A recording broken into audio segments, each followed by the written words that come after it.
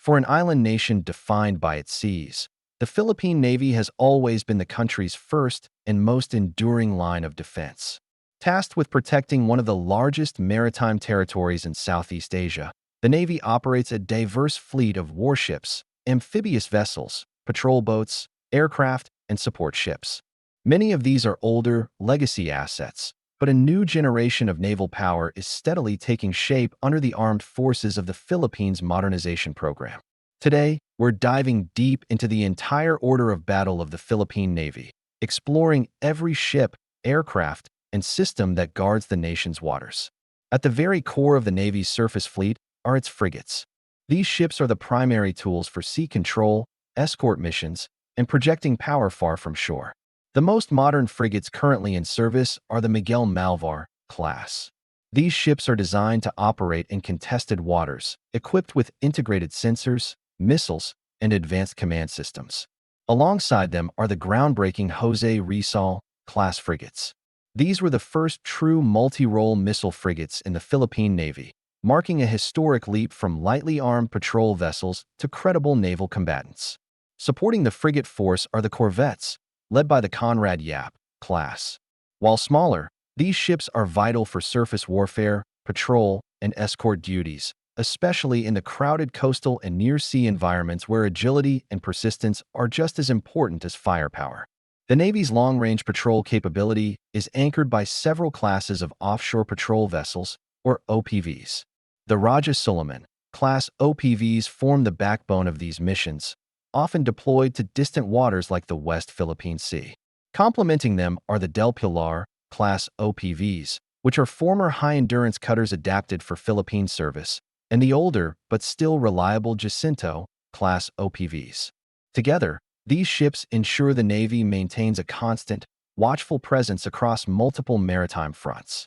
Amphibious warfare and sea lift operations, which are crucial for a nation of over 7,000 islands, are handled by a growing fleet of specialized vessels.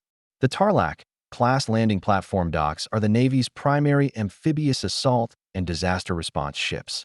They are massive vessels capable of transporting troops, vehicles, and helicopters directly to where they're needed most.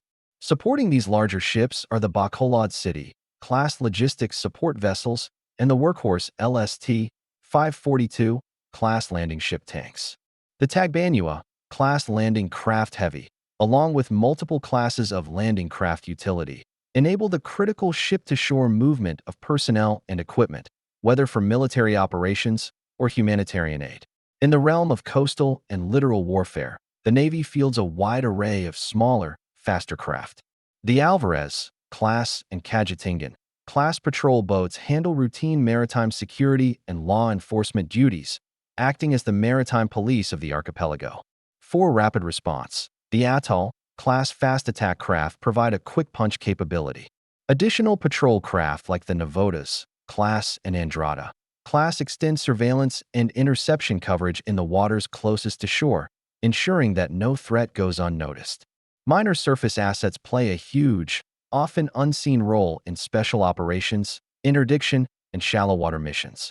These include the versatile multipurpose assault craft, the classic PCF Mk3 Swift boats, and Type 966Y craft.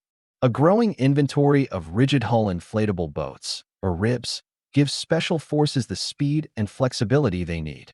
In a significant step toward the future, the Navy has also begun exploring unmanned maritime operations.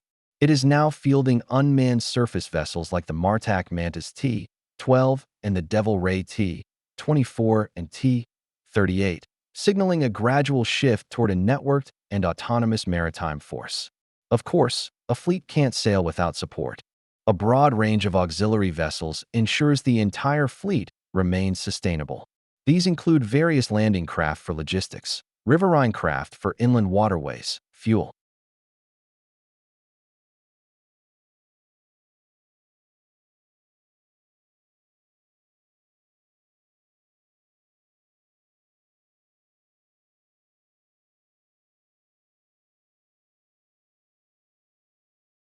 While often overlooked, these support platforms are the lifeblood that keeps the fleet operational across the entire archipelago.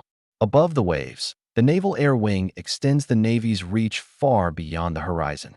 Its fixed-wing aircraft, like the Beechcraft C-90, King Air C-12, BN-2 Islander, and various Cessna models, provide essential maritime patrol, transport, and surveillance capabilities.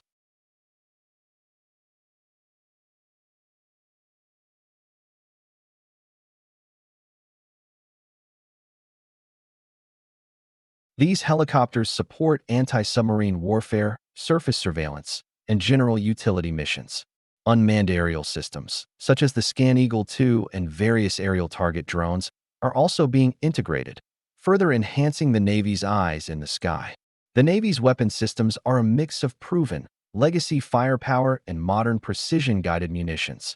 Naval guns include the powerful OTO Malaris 76mm main gun, the venerable Bofors 40mm L-70 and L-60 guns, twin 35mm close-in weapon systems for self-defense, and the ubiquitous 30mm and 25mm Bushmaster cannons, along with numerous heavy machine guns. Missile capabilities are expanding, with systems like the SSM 700K Sea-Star anti-ship missile, the versatile Rafael Spike, and the MBDA Mistral for air defense. For hunting submarines, the Navy relies on Mk-46 torpedoes and the new Blue Shark lightweight torpedoes. Advanced surveillance is also being enhanced by systems like tethered aerostat radars, which can provide persistent, wide-area monitoring. Looking ahead, the Philippine Navy is preparing for its next great transformation. Major acquisition programs are already underway or in the planning stages. This includes the highly anticipated submarine acquisition project, which will give the Philippines a true undersea deterrent for the first time. Plans are also in motion for additional offshore patrol vessels, new landing docks, advanced Horizon 3 frigates, more Miguel Malvar-class frigates, and a future Corvette program. These initiatives represent a fundamental shift from simply managing a legacy fleet to building a modern force designed for deterrence, persistence, and regional influence. This is a Navy in transition.